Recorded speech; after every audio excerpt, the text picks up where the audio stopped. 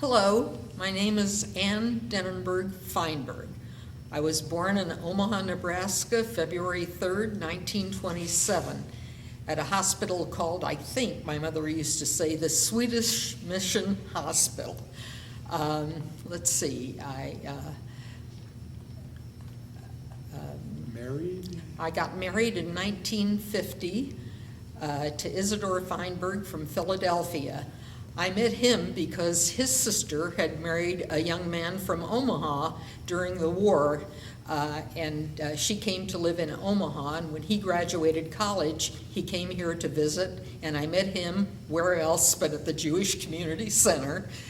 And let's see. And let's go back and talk about your early education, elementary school and so on. Oh, well, I love school, and first of all, I have 7 brothers, and we all went to, we moved a lot because every time we had a new baby, the house got too small or something, and so we often moved. But usually we stayed in the same school district. I started school at Dundee School, and just after about 2 weeks we moved, and I went to Columbian grade school where I spent a lot of time. And then in the 4th grade we moved and we went to Saunders grade school.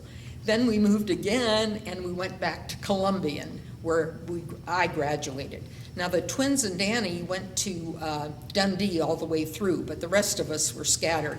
And we all ended up at Central High School, which was the best. I'm Norm Deneberg. I was born July 26, 1925. I'm 84 years old today, and I went to, started at Dundee grade school when I was 5 years old, and we were living in about a mile from school, but we walked. School buses were never heard of in those days, walked back and forth from kindergarten. And I married in 1950 to Eunice Feldman Newberg, and we have 3 children now, Larry, Steve, and Debbie Deneberg. And like Ann said, we all went to Central High School, and I have 5 younger brothers and 1 older brother and 1 sister, which you just met, and and we all went to those schools that Eunice was, or that that's my wife, that Ann was talking about, and my father and mother, Fanny and Dave Deneberg, were, you can imagine, wrestling 8 children around. Our individual relationships with them was a lot less than with our brothers and sisters. I kind of feel as though I was raised by my brothers and sisters more than my parents. But I think Danny, who is the youngest of the 8, I think he thought I was his mother for a long time.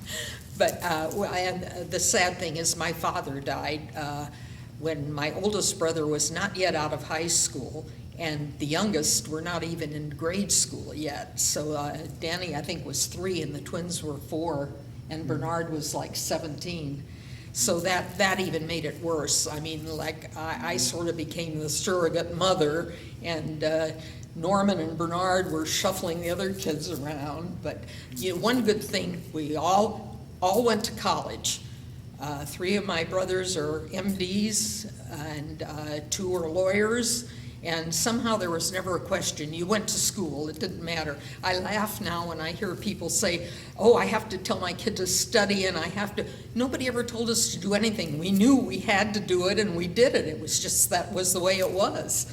And we all made it through, I mean, with a lot of, got honors and scholarships, and it was hard, but we did it. And we didn't even think about it. That was just what you did, and that was it. Tell me about your parents. I'd like to hear about both of them. where they came from, how they met, and so on. Well, that's pretty interesting. My mother was Romanian, and she came from Romania. Her father and mother came over. And what was very interesting, which I didn't even know until quite a while ago, most people came to New York through Ellis Island, and my mother came through Galveston, Texas. And we said, how did you get from Texas to Omaha? And they said that friends of theirs had come before, and they promised, as a matter of fact, people had wanted them to stay in Texas. And they said, but we promised, these people, you know, helped us to come, and we said, we're coming to Omaha, so we're coming to Omaha. And they came. And my father came from Russia, and I really don't know too much about his background, but his father came to America too, and we met him. And I remember my mother, when I was in high school, I had, I forget what her first name was, Miss Kiewit was one of my teachers, and she told me she had taught my mother English when she came, and she said, I never had a student learn so fast, because my mother spoke perfect English. It was, you know, my dad ran a jewelry and clothing store on North 16th Street, and after school, the boys all helped. And then, of course, when he died, my mother continued to run the store, and after school, all the boys had, you know, come after school to help her. And like my brother Herbie went through Creighton Law School, and I know he used to go and work in the store, then he'd come home and study, and he'd get up early in the morning and go help open up, and then he'd run to school. It was really an impossible situation, but he did it. And they were both very strong people. My mother she knew what was important. I mean, you know, you feed the kids, they go to school, and after that, whatever else happens will happen. But do you remember any stuff about that? Did your parents meet here in Omaha? Oh, yes, they were married in Omaha. Well, my grandmother and grandfather, my mother, on my mother's side, their name was Rothenberg. They had 4 daughters and a son. And they came to America when they were still young. I remember stories, you know, not really told to me, but that I overheard that the reason they came in Romania, you had to go into the army, and they only had 1 son. And they said often young Jewish boys would never come back once they got in the army, and they didn't want to take that chance. So they came to America. They brought the 4 daughters and the son, and then they all went to school here and were married. I know my 2 aunts went to Tech High, and then they went to Omaha U. And so I don't know what the social life was at that time exactly, but I know my mother and father met in Omaha, and they were married. Did your father have siblings? No. My father, I remember my grandfather, and he was born in Russia in 1859, and he lived on North 19th Street in Omaha, and his wife, we don't know, we think she may have died. She may have died in childbirth. I had heard the story that she died in childbirth, and I was named after her. But I don't know if that's the truth or not. I checked his death certificate. His name was Morris Deneberg. I think he might have been a watchmaker, but he died in 1939 at age 80, and I have just a very scant relationship with him. I saw him a number of times, and I drive to his house with my father to visit him. He lived in like a little 2 or 3 room home on North 19th Street. But the extent I remember once when he was sick or something, and he came to live with us for a while. Do you remember that? No, I don't. And I remember that. He stayed with us for a while. I remember taking soup to him and stuff. But my maternal grandfather, Benjamin Rothenberg, that Ann just told you about, he was kind of a big factor in the Jewish community. He was member of The little shul on 18th Street, I remember he used to daven there. On the holidays, we used to go, the women sat upstairs, the guys sat downstairs, and he had, as a matter of fact, the Gentile kids in the neighborhood used to call him Santa Claus because he had a long white beard, and he was very regal looking. He was about 6 feet tall. And also my grandmother, I mean, I kind of laugh today when they say community service and this and that. Those people, like my grandmother had, some woman died and she left a little child, and the husband didn't have, and she took him in and kept him until he remarried. I mean, if they saw a need, they just pitched in and did it. I mean, they didn't think community service, this guy needs help, we'll help. Or if somebody was sick, they were the first to come with a pot of soup and dinner, and they were very good people. But I think a lot of the people who came from Europe lived that way. They helped each other because there was nobody to help them. Something that might be interesting, the stores in the 20s and the 30s, there was nothing like Walmart's and Sam's Club and Costco. Most of the stores were just a little one-bay store with clothes or jewelry or a tailor or something, and that was my dad's store on North 16th Street. It was at 402 North 16th Street. And I just, I dug out, this picture must have been taken in the 20s, but this is the way a store, inside of the this store, is the way a store would look. One aisle down the middle. And on the right was the jewelry, and on the left was, it was only men's clothing. He only had men's clothing. And like in this picture, this is my, one of my dad's in this, my uncle that worked for my dad at that time. There's a couple of detectives standing in the back. And I don't know the exact date of this, but I'm sure it was in the mid-20s or late 20s. And those were stores, and they were up and down North 16th Street and in South Omaha. And they were usually just one storeroom or two. And it was really probably a matter of, they were barely making a living. Well, that was absolutely.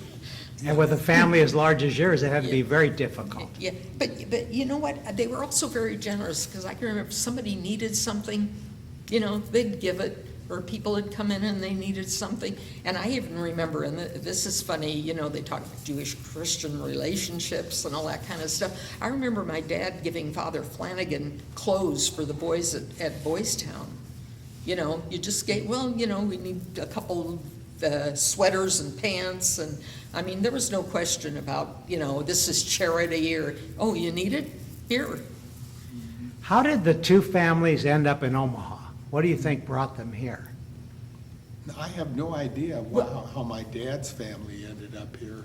But Ann said that. The reason my mother's family did, because people they knew had come before them, and I don't know, I guess you needed people to vouch for you at that time or something, and they did that, and so they felt obligated to come to Omaha.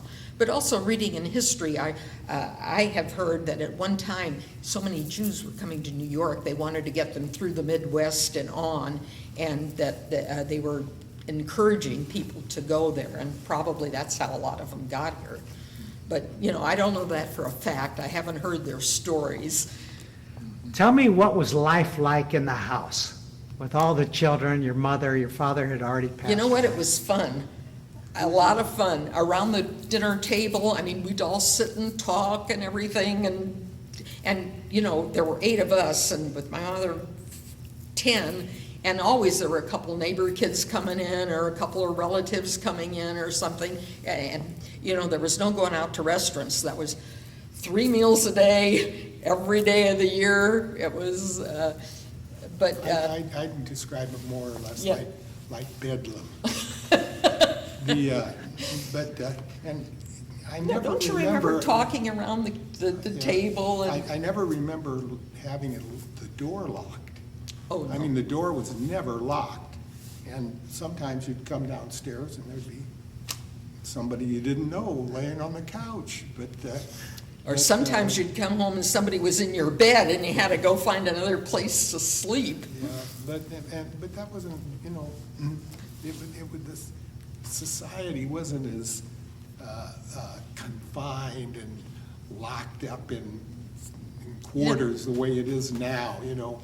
Now you want to have the locksmith check the locks to make sure you have a safety lock on everything. And then everything was just kind of open and floating, yeah.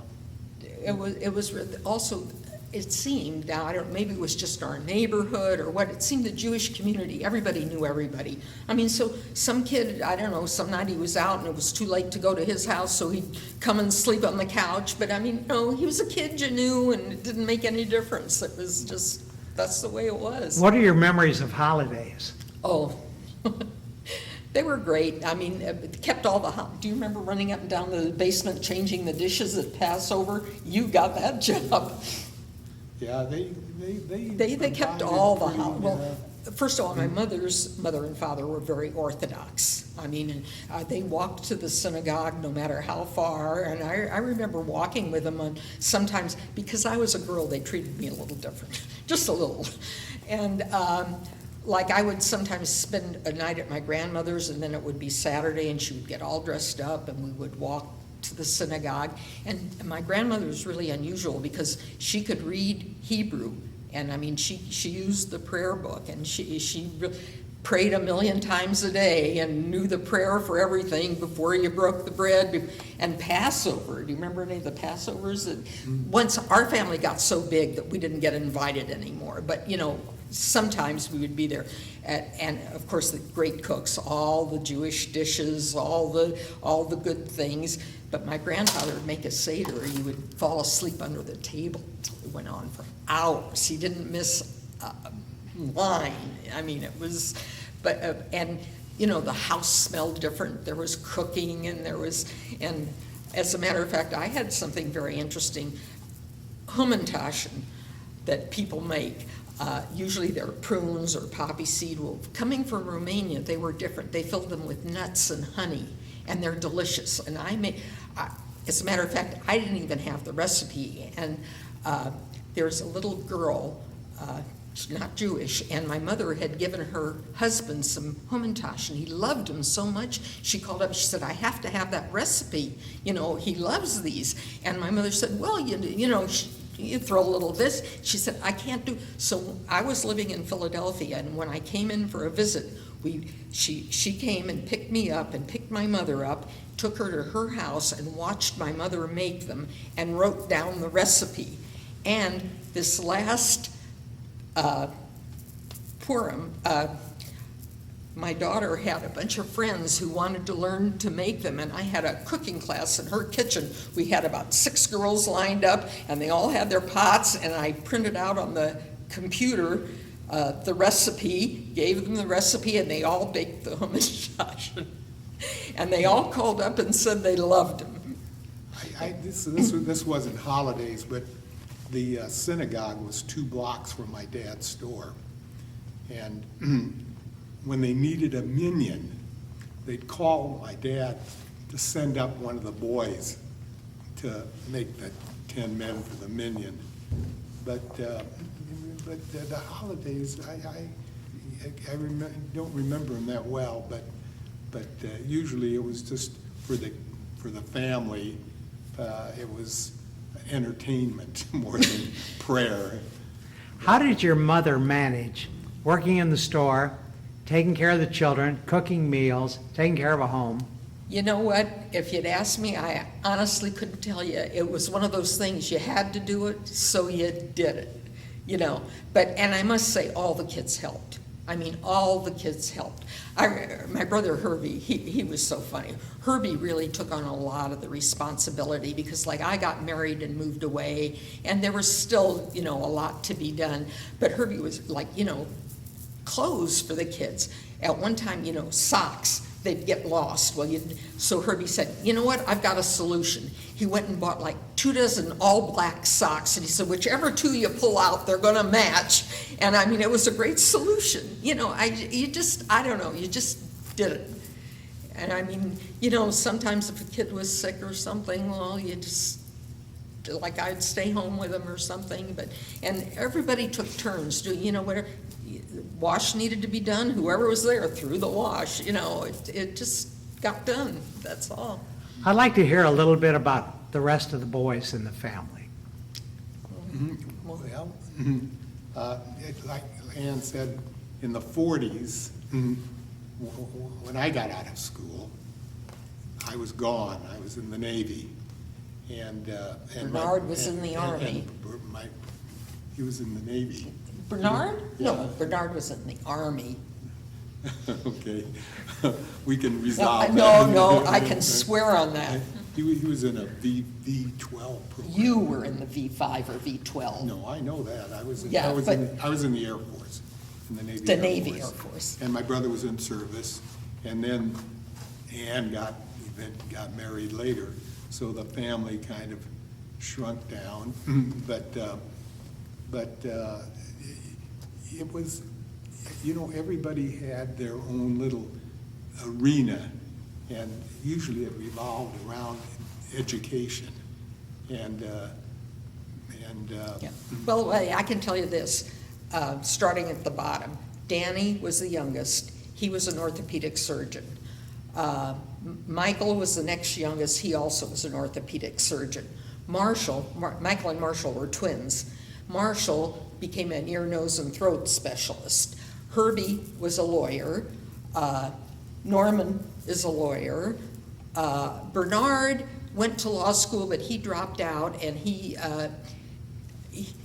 was kind of in business. And then my one brother, Warren, who was probably the smartest of all, and he was a musician, and he got multiple sclerosis, and that just killed my mother. She just felt that she had done something wrong, or that she didn't take care of him enough, or it wouldn't have happened. But he was really a brilliant kid. He is one of the few kids who went to Hebrew school and learned to speak Hebrew. The Hebrew schools weren't much then. Mr. Wolfson was his teacher, and he loved him. He kept up correspondence with him for years. And that takes care of most of their 3 doctors, 2 lawyers. Bernard ended up working in banking, and Warren. But that's where they ended up. But getting there was that was a separate battle, and everybody just kind of had their own little arena. I remember when the twins came back to go to medical school, and I remember the tuition was like $750 a year, and you can imagine how that compares to what tuition is today. I wanted everybody to come and go to medical school, because by then, and the older ones would always Help the little ones. I was the second oldest. I was 2 of 8. So I would be helping out the guys that were below me, and that was in school and so forth. That's the way, it was kind of. It was tough. It was, but the work got done by whoever was there to do the work. I mean, And first that's of all, what it was. it was your brother, you had to help him. If he needed help, you had to help, that's all. I mean, there was no question that, but I remember Danny once telling, yeah, and they all worked in between. Like, could you imagine today a kid working and going to medical school? I mean, it's almost done. The twins, I remember at one point, got up and they tested milk in a dairy at 4 o'clock in the morning, and then they went to school. And they told me sometimes they would fall off to sleep or something. And I remember once Danny said that he hadn't fully paid his tuition, and they told him he couldn't come to class until it was done or something. I don't know where he went, and he got the rest of the tuition or something, and ended up in, you had, if you wanted it bad enough, you did it, and somehow you did it. It's really a miracle of our times when you think about parents from foreign countries, usually no education, no money, no skills, and raising a large family and educating that family. There's not enough you can say good about that. No, well, I'll tell you one thing, that, you have to get older to realize it. But as I look back now, my mother may not have had, well, of course, my mother did go all through high school. She didn't go to college, but she was the smartest person you could imagine. I mean, boy, she knew what was important, and she knew how to do it, and she didn't give in for anything. I mean, it was just, I can remember once she really stood up against the community. At one time, the twins were coming home from school, and a bunch of kids beat them up and called them names, you know, and they caught them. And it was near graduation time. And, you know, members of the community came and said, you know, it won't look good for the Jews. Don't press charges, you know. And my mother said, they did a wrong thing, and they don't deserve to graduate, and I'm going to, but they, boy, she fought that, but eventually they let it go, and they let the kids graduate. But, I mean, she was really strong like that. She didn't care what anybody thought. Right was right, and wrong was wrong, and she wasn't going to give in on anything. You know, I don't think that was so unusual that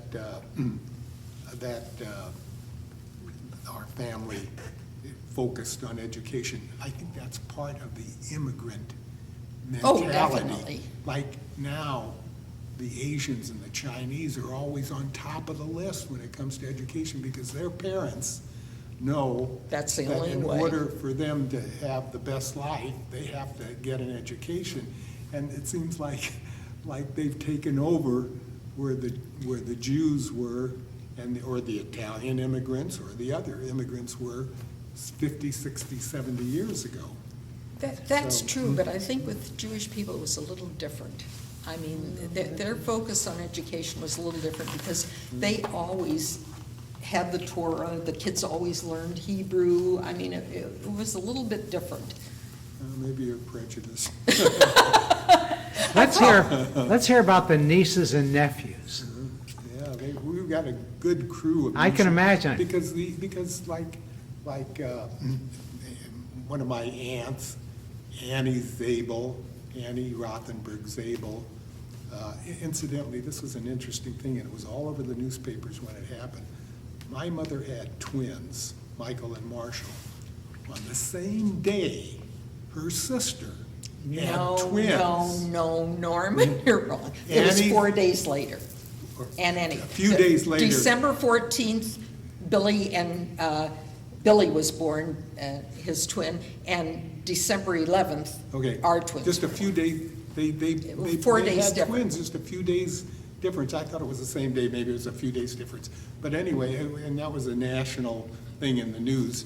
And both of her boys, one's still practicing law in New York City, and the other one was practicing in Chicago. He just died a few weeks ago. You're kind of mixed up on all that. Sheldon was the younger brother. Billy's twin died 4 days after they were born. It was very tragic. I remember that. Yeah, one of the twins died, but of her children, one's a lawyer in New York. The other was a lawyer in Chicago. A big who lawyer.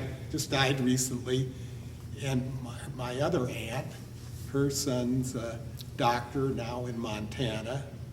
And so the family just kind of had the same mentality about education. And like I say, I don't think that's much different than like the Chinese today and the Asians today and the immigrants that come to this country. They kind of somehow instinctively know that that's an important element. And I'm not so sure the Jews are keeping pace today.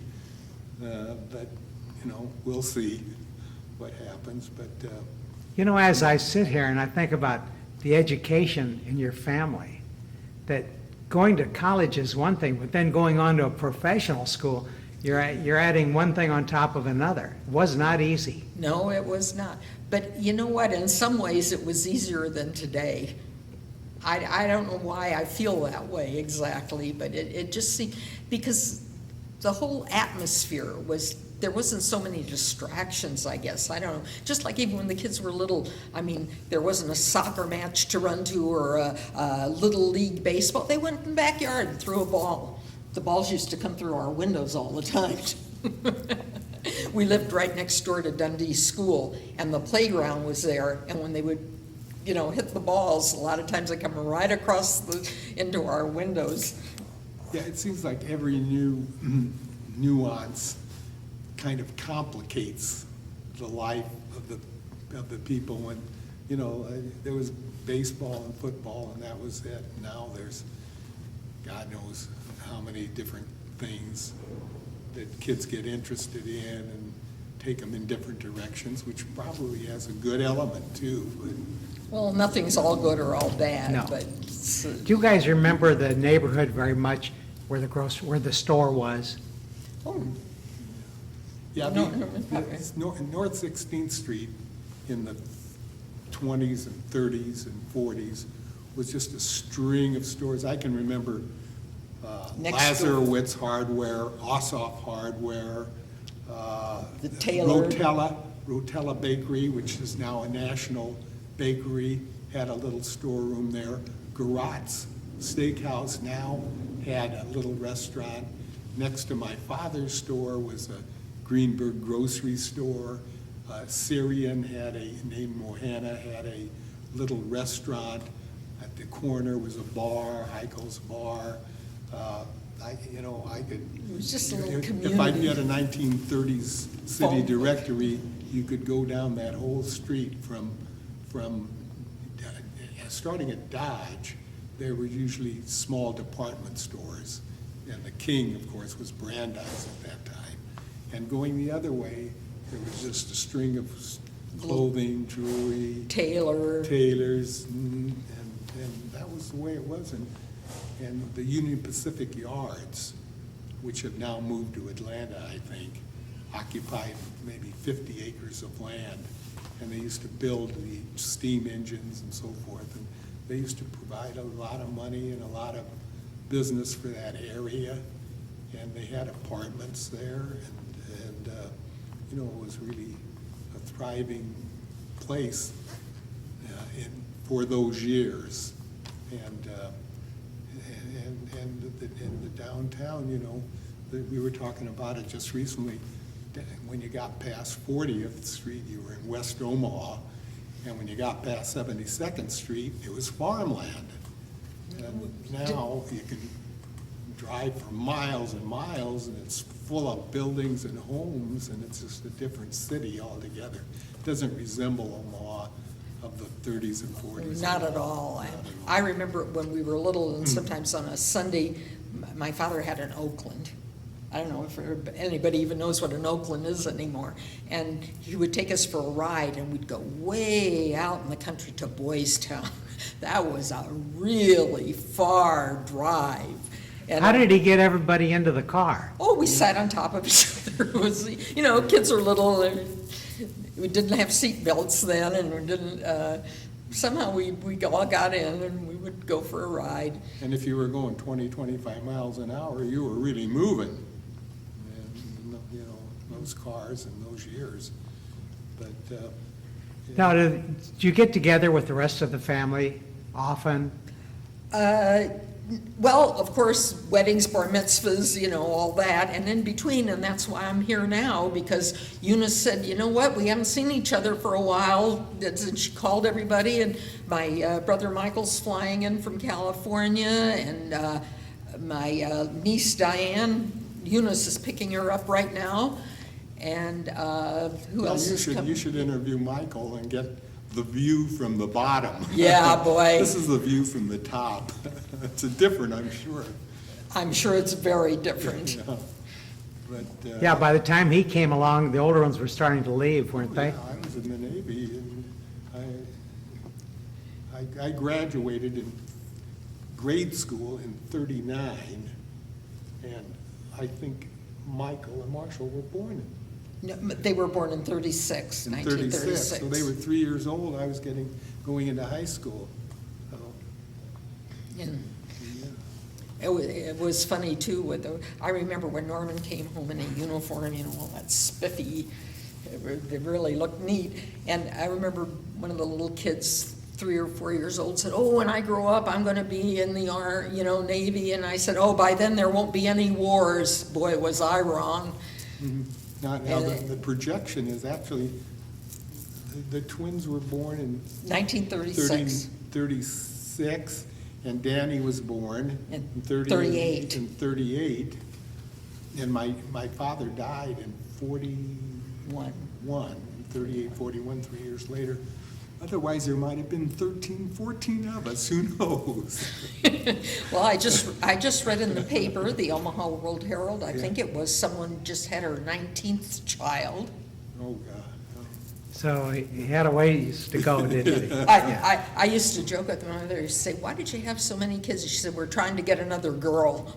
Oh, gosh. But the boys helped out along with you, didn't they? Oh, absolutely, absolutely. Boy, sometimes on a, Saturday, the house, after school all week, the house was a mess, and I would get them together and I'd say, Michael, you vacuum, Danny, you dust, go throw in the wash. It was, you just, everybody pitched in. Well, Were the hours pretty long in the store? Yeah. Yeah, there was no 8-hour day then. And Saturdays Saturday. and sometimes Sundays, they'd go down. They just started having. Sunday off, one day a week off. Sunday, and the city council passed a law because, we're in a Christian society and you can't work on Sunday And that was a Some of the relief. Orthodox Jews would close on Saturday. Yeah, a 12-hour day was the routine usually. I know my father used to leave early in the morning and I wouldn't see him sometimes at all. I'd be asleep by the time he'd get home. So that relationship, it was a good relationship, but there wasn't much of it. The Well, relationship was with that may the be mother you. and brothers and sisters. You know what, if you talk to Herbie, he would say something different. Herbie Well, but when you got older, then I'd go down to the store. and work. And and be there, and so that compensated to a degree. But when I was through grade school, through the first 4 grades, I hardly remember having a father. Because, I'd be asleep by the time he'd get home, and I wouldn't be awake when he'd be gone to work. But the working situation was completely different than it is now. I think possibly the fact that you grew up like you did, losing your father at a young age, a large family, educating yourselves, is probably, you bear the scars or the fruits of that today. Both. I think it makes you stronger. I mean, it has to, and it makes you do things you didn't even think you could do. And also it makes you realize in your own life what's important. It gives you a little perspective that other people might not get so quickly. Let me hear about your own children right now. Well, I have 2 children. I have a son, David, who is an engineer, lives in Philadelphia, and my daughter, who you met, went to law school. She's a lawyer, and she also has a son, and that's it. Wasn't as good as my mother. Briefly, I have a daughter and 2 sons. They all went to Central High. They all went to Harvard. And my oldest boy is who also taught at Harvard, is a computer engineer, I guess you'd call him, because that's his field, computers. And Steve, he's a surgeon, and Debbie went to business school, and she went to business school at Harvard, and she does consulting, and she also teaches. She teaches at not a full-time teacher, but she lectures at Harvard and at Stanford. As a matter of fact, she's going there next week, I think, for a session. So you've kept the tradition alive, haven't you? Tried. It's amazing when I think you're mentioning Harvard, both of you educating your children versus what your mother had to do. Oh, Times change. I know the big thing in college is the tuition. but, Well, the tuition wasn't so great then, but it wasn't so easy either. no, that's true. You know, that's when $1 was something that you didn't necessarily throw away. But, but My brother Herbie was always kind of a serious one. He went to the University of Nebraska, and then he went to Creighton Law School. But while he was doing all that, I mean, he helped at home. I mean, he helped my mother run the store, and he watched the younger kids and everything. And he's great. He's written a lot of books. I don't know. He wrote, well, he taught at the University of Pennsylvania. He received an endowed chair there. And he gave it up, though. I guess he got a little bored, maybe. But I don't know. And he ran for ran for senator in Pennsylvania. He was defeated, but I mean, it was a lot of fun. He had Norman, you came out for that campaign. You remember when? yeah, I went to Philadelphia, Yeah. and we did that. God, I can't remember the year. He was announced the winner, but then Pittsburgh. something Yeah, and then- something happened. And But anyway, got Herbie reversed has out. always been very conscious of, I remember when he was a kid, he worked at the packing houses, and he was writing them about all the things they were doing wrong. You know, he said the people would be working, they'd be perspiring, then they'd go into the cold boxes, you know, and he said that was unhealthy. And, oh, I don't know, they were so glad to get rid of him when that summer was over, because he was giving them all these suggestions about what they were doing wrong. And let's see, Danny, and the twins. I don't know, there are just so many stories I could tell, but I can't, off the top of my head, think of.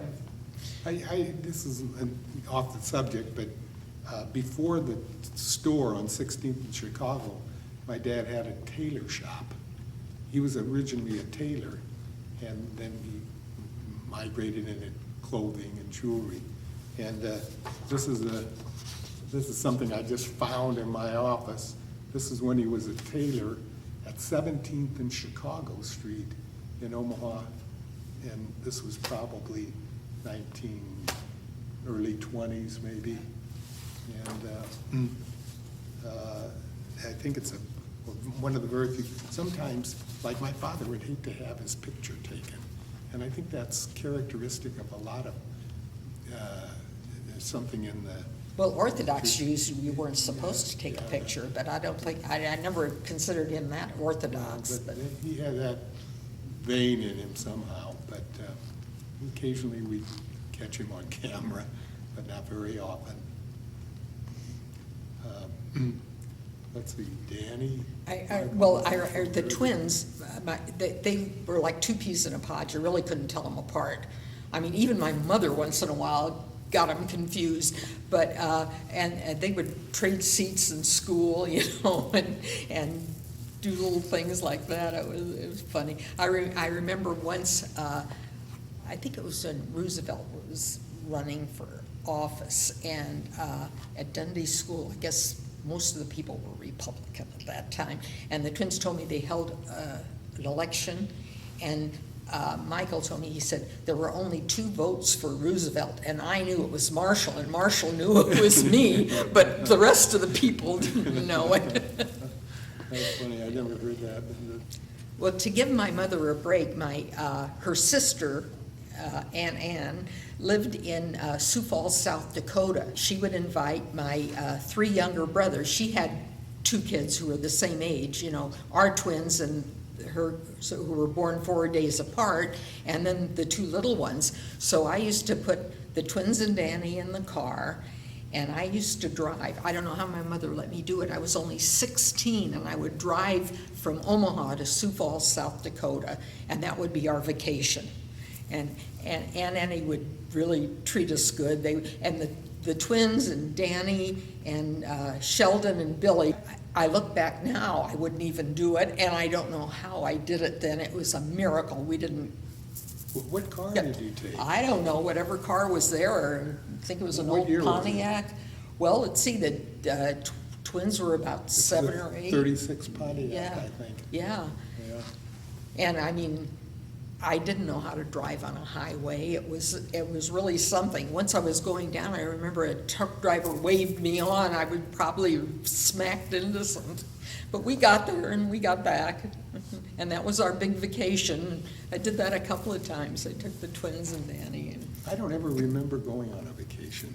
well, no, nobody went on a vacation, but. That was out of the question, I guess.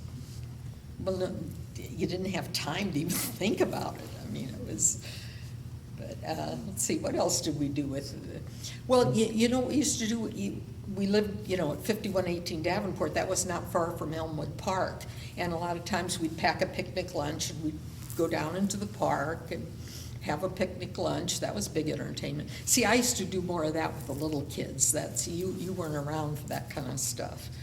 But, I don't ever remember going to camp either. Did we ever oh, go to oh, camp? we went to camp. I was a counselor at Camp JCC. I mean, that was a big thing. I don't remember And, being it.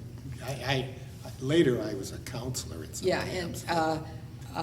When I was through grade school, I don't think I ever went to a camp. And I don't think anybody else did. I did. I went For once as a how- camper. As a camper? I How went to a old were Girl you? Scout camp once Oh. for a week. I see. And I remember the tents all blew down. And the twins and Danny went to Camp JCC, and then they all became counselors there too. Yeah, no, I know the twins, Danny did. The old Tomatora used to be on the third floor of the Jewish Community Center.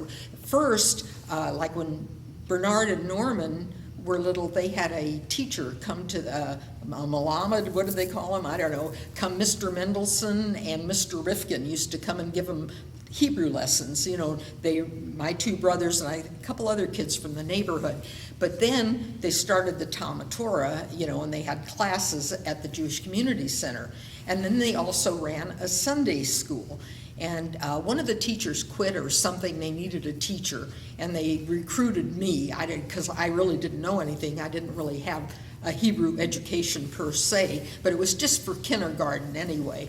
And what is really funny about this, so I went and I found a Bible story or something, and I was telling the kids. And one Sunday morning, Frida and Morris Ehrman showed up, and they tapped at the door.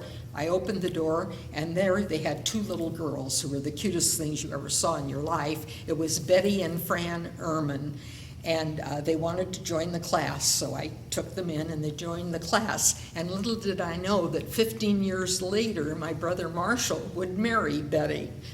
Oh, and she was so cute and so smart. I mean, it was just unbelievable. And they had two daughters who are both physicians. My brother Marshall is a doctor, and his one daughter, Laura, is a pediatrician. No, Cheryl is a pediatrician, and Laura is an obstetrician. The other way around. It doesn't make any It doesn't, difference. anyway, one's a pediatrician and one's an obstetrician. And it was so funny, every time I see Betty, I laugh at that because she was so adorable, and I thought, oh, what a cute little girl. And here Marshall comes bringing her home as a bride. And let's see, what else did we do? Oh, well, and the other great thing is that the Jewish Community Center was right across from Central High School. And so after, school, all the Jewish kids would, which is so nice because it kept them all together. We'd, all end up at the Jewish Community Center. And I worked for Paul Verrett after I graduated high school. And we had a children's program, and we started a library there. And it was just a place for kids to come that was healthy and wholesome, and they had a lot of fun. And of course, AZA. Norman, you were in AZA, weren't you? Yeah. Yeah. I was for a while. I was going to say they had all these clubs for the kids to join, and it was very creative. You had a dance, you made all the decorations, you did everything yourself. You didn't go out and get somebody to come in and do it. And I think that kids miss that today. I mean, I know where my kids grew up, there was no place where all the Jewish kids would come together and meet and have clubs and, every holiday there'd be a party or something. And I remember organizing the library. I mean, Mr. Barrett told me to organize the library, and I mean, I didn't know anything about a library, but I had enough sense to know that, well, all the books on baseball go in one thing, and all the books on Bible stories go in one thing. And he came in and he said, "Oh, you did a very good job. How did you know to do that?" And I said, "To do what?" You know, put them in order.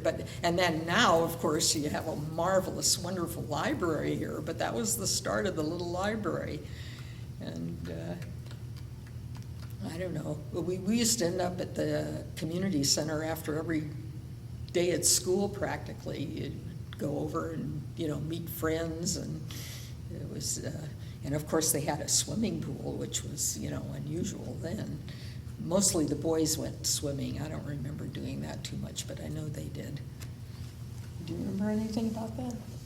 Not too much. I don't know. Well, you know, this Jewish Community Center on 20th and Dodge was the center of activity, and just by chance, most of the Jewish Kids high school went to population went to Central, and right next door is a Jewish Community Center, and it was just an ideal situation to make everything gel with the young Jewish community, and it worked great. Of course, there's no better Jewish Community Center in the United States now than what we have here. Yeah, boy, that was really a shock to me when I came back and saw this. It was unreal. This is one of the few pictures of my father, and he's standing in front of a tailor shop that he owned at, I believe it was at 17th and Chicago Street, before he purchased the store that he eventually ran for most of his adult life. I don't know how old I think this picture was taken in the 1920s, and he was probably about 25, 30 years old at the time. That's, like I say, one of the few pictures that I have of him. This is a picture of my father's store. You can see it. This first on your, as you face the picture on your left, is my Uncle Sam Rothenberg, who worked for my father. And I think this person is a person by the name of Maury Goldberg, who I knew just a little bit years ago, and he also worked for my father. My father's on the right-hand side of the picture, and he's got a straw hat on. He's standing by the counter. And this is typical of the kind of store that anybody would go to if they wanted to buy a suit or a pair of shoes or some clothing or a shirt. It was small. On the left was the jewelry department. On the right was the clothing department. They had shirts and hats and caps and socks and so forth.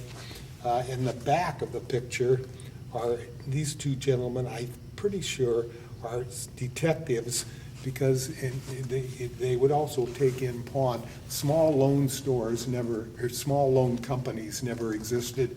If somebody needed money, they'd take their watch or jewelry and get a few bucks to hold until the next day. And every morning, the police would come in and check the record of items pawned to see if there was anything stolen. And this picture was probably taken like the mid-20s.